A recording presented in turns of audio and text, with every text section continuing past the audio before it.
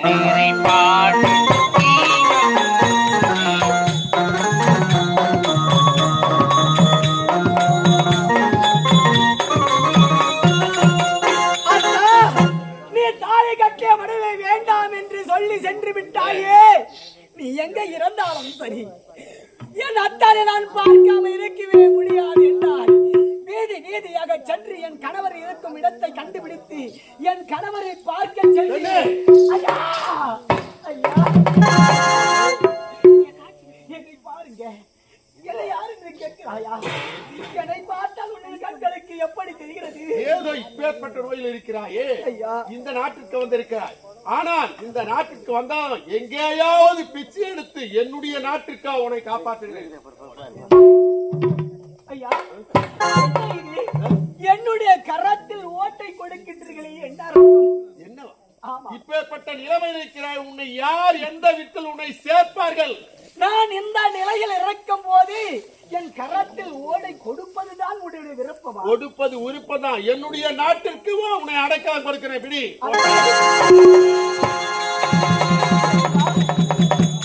ஒரு நாட்டை ஆள கண்ட ஒரு இளவரசினால் என் கரத்தில் ஒரு பாதி ஓட்டை கொடுத்து விட்டாரே, நான் என்ன செய்யாது?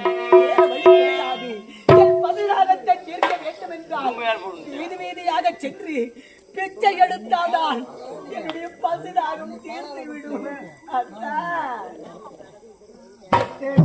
மாளிகையில்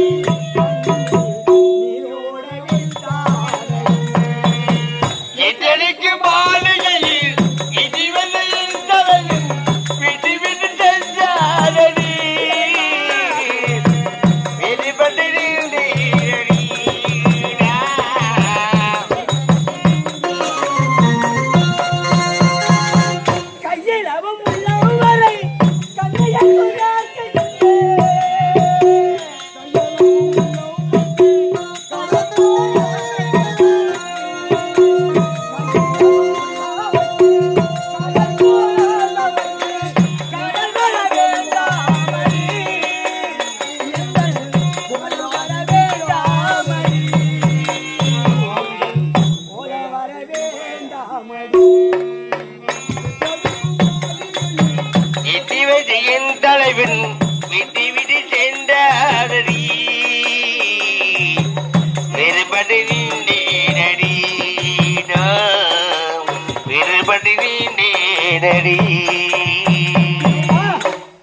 வீடு வீதியாக சென்று பிச்சை எடுத்து உன்னுடைய பல்தாகியதை தீர்ந்து விட்டு அதோ தெரியும் அந்த ஒத்தையடி பாதையாக வந்து என்னை பார்த்தால் அதுக்கு உண்டான பதிலை நான் உரைப்பேன் என்று சென்று விட்டாரே.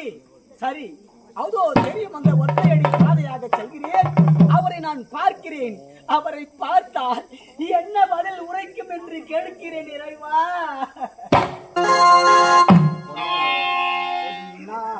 வாழ்வு மண்ணாகி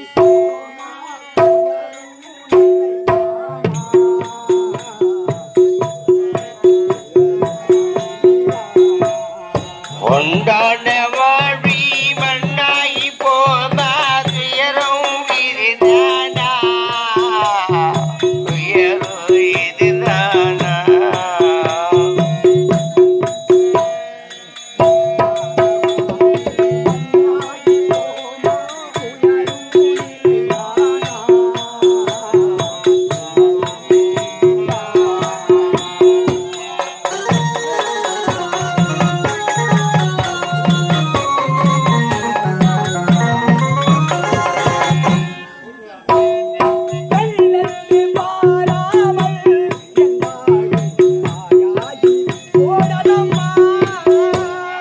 பெண்ணென்று பாராமல் வாழ்வி பாழாயி போனது.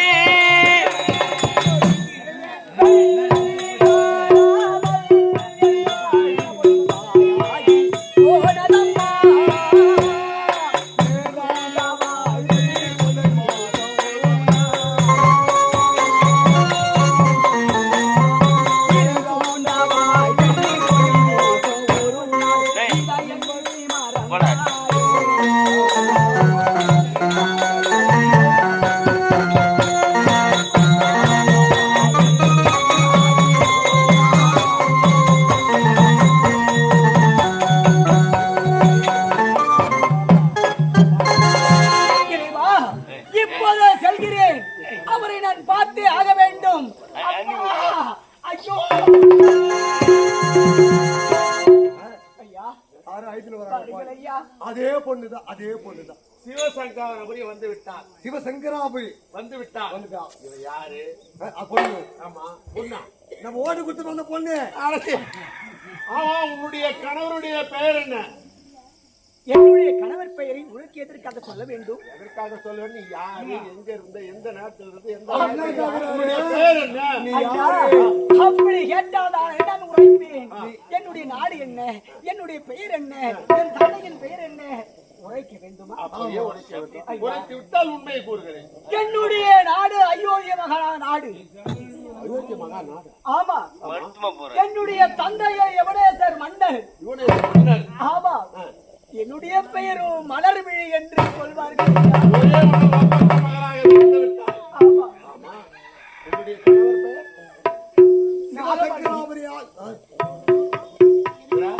இதுவரை கொப்பம் பேர் சொன்ன எவனேச மன்னர். உன் நாடு அயோத்திபுரி நாடு. அயோத்திபுரி நாடு. ஆமா. யுவனேசம் மன்ன மகம். ஆமா. உன் பேர் என்ன? மலர்விழி. மலர். ஏன் இதுன்னு வர? என்னது? என் தலையில் போட்டு எடுத்து இப்படி நடந்து விட்டது. தலையில் போட்ட விதி தலையில போட்டு விதி 6 வருது. அதை பத்தி கவலை இல்லை. மரியாதை வந்தது. டேய், அடடே, நீங்கள் கேட்பது என்னை கேட்க போறது என்று தெரிகிறது. ஆமா, இந்த கொடுமை உனக்கு ஆதில வந்ததா பாதியில வந்ததா என்று அப்படித்தான் கேட்கிறாய். கேட்கிறேன். அப்படியா? ஐயா, இந்த பாவிக்கு வந்த கொடுமை பாதியில்தான். பாதில் வந்ததென்றால் எப்படி வந்தது எனக்கு? மகா நான் உரைக்க போகிறேன்.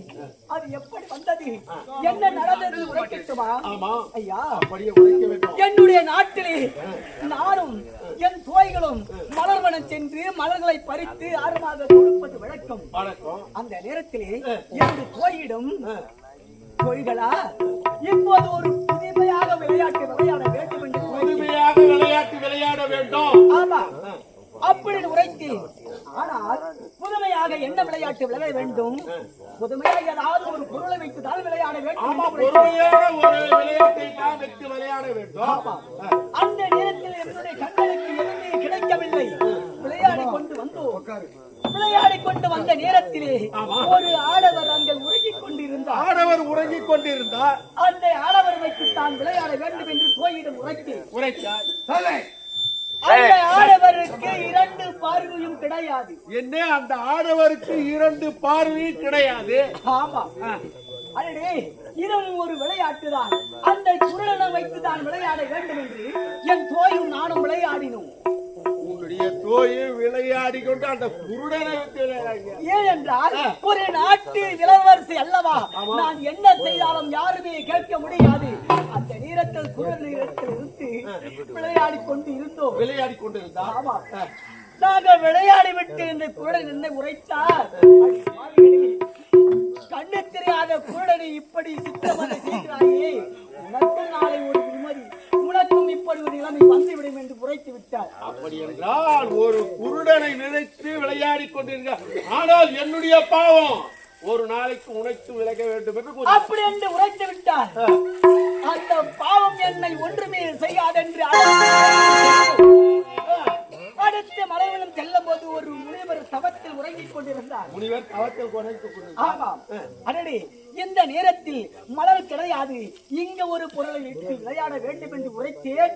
அந்த முனிவரை வைத்து தான் விளையாடி கொண்டிருந்தோம். முனிவரை வைத்து விளையாடி கொண்டு என்ன விளையாட்டு? என்ன விளையாட்டு?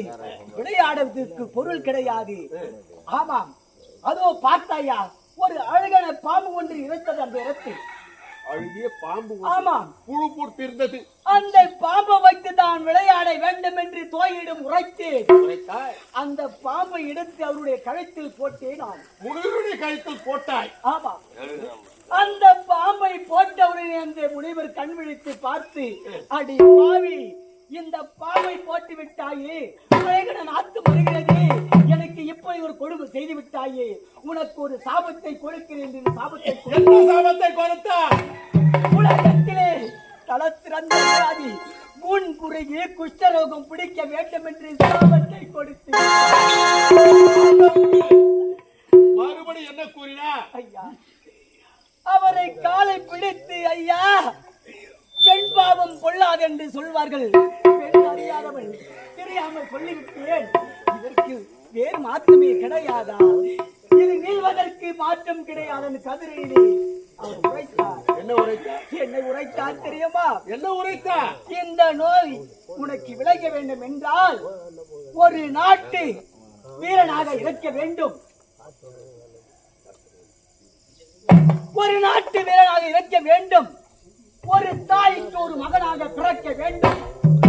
அவன் திருமணம் ஆகாதவனாக இருக்க வேண்டும். அப்படிப்பட்டவன் தான் பொருத்தமானவன் அப்படின்னு உரைத்தார். அது மட்டுமில்லை, அதோ தெரியும், அந்த மகாவிஷ்ணுவிடம் சென்று அவரிடம் போராடி சண்டை பெற்றால் அவருடைய கரத்தால் மாண்டினால் அந்த உதிரமாக பட்டது என் கரத்தில் பட்டால் குணமாகிவிடும் என்று உரைத்திருக்கிறார்.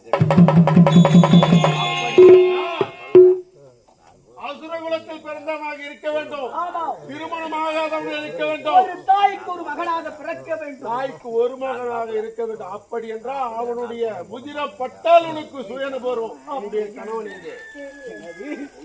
என்னுடைய கணவனை மணி. அப்படி என்றால் உண்மையை கூறிவிட்டார். இப்பொழுது அப்படி என்றால் உன்னுடைய ஞானமணி நீ பார்க்க வேண்டாம். அப்படி என்றால் நான் அந்த பகவானை நான் சந்திக்கிறேன், வருகிறேன். அப்படியா? யாரைத்தான் நம்புவதும் பேதையினுள்ளும் அம்மம்மா பூமியிலே யாவும் மட்டும்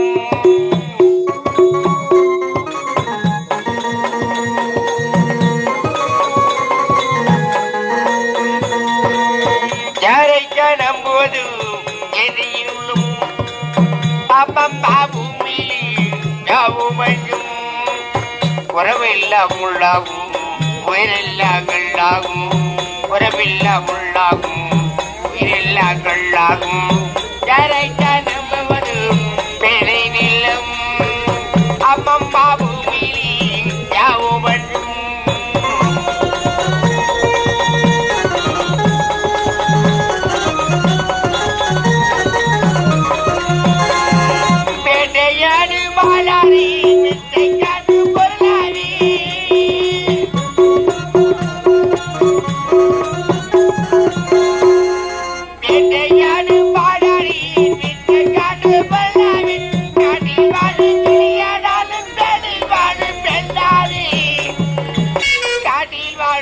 என்னாளி யாரை நம்புவதும் எதையினுள்ளும் அப்பப்பா பூமியிலே யாவும் மட்டும் உறவெல்லாம் உள்ளாகும் உயிரெல்லாம் கல்லாகும்